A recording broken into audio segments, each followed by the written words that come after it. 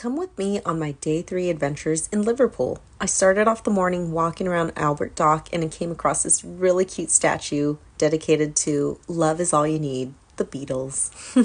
So I found some really good breakfast at Moose Cafe. I mean, my eyes were definitely bigger than my stomach, so this was quite the feast.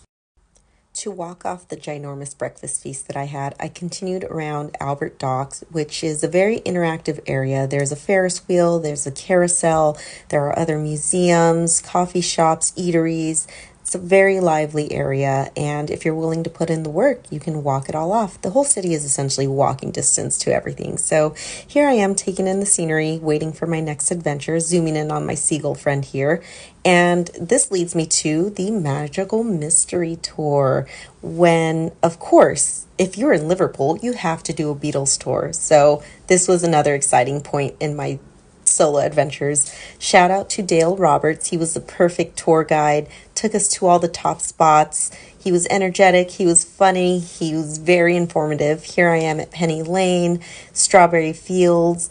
It was just such an amazing tour. If you're a huge Beatles fan, I highly recommend this. This was absolutely one of the highlights of this day.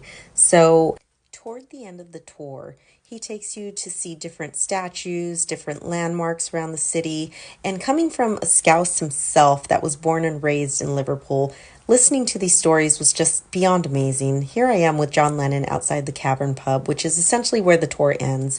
But this is where we drive past the bombed out church, where you can feel the history outside of that cathedral. It was beautiful. Some more architecture as we drove through the city, listening to his stories. So again, highly recommend this tour. And it wouldn't be a Beatles tour if you didn't give peace a chance. So here we are at the end of the tour. They drop you off at the busiest pub crawl section in Liverpool. It's lively, it's energetic. Here's the inside of the Cavern Pub where they have all this musical memorabilia that you get to enjoy as you walk around and view this historic site. You get to listen to live music, and as a concert goer, I love this experience. Here I am having a great time with it. I went back to the hotel and fancied up a bit to take myself out on a proper date at the Puffin Room. Here's where I got to enjoy my first old-fashioned of the trip, and this is a Yamazaki old-fashioned. So I was front and center in front of the piano player. It was beautiful. It was romantic. Unfortunately, I didn't have a date, but that's okay. She made me feel just as welcome. I got to sing along with her, and it was fantastic. What an experience. Highly recommend if you want to fancy up your trip a bit. But from there, I ended up doing a pub crawl myself. Got to experience the different pubs in the area, walked around a bit. They take karaoke very serious out there.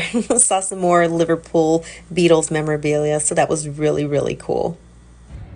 Let me just say this. I can freely walk these streets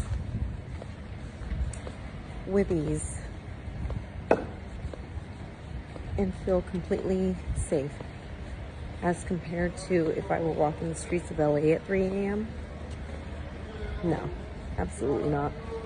I'd be in immediate danger. I mean, sure, you have the drunks abroad.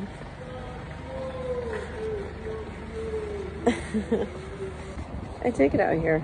The vibe's cool. The energy is up. I love it. Liverpool has won my heart so far.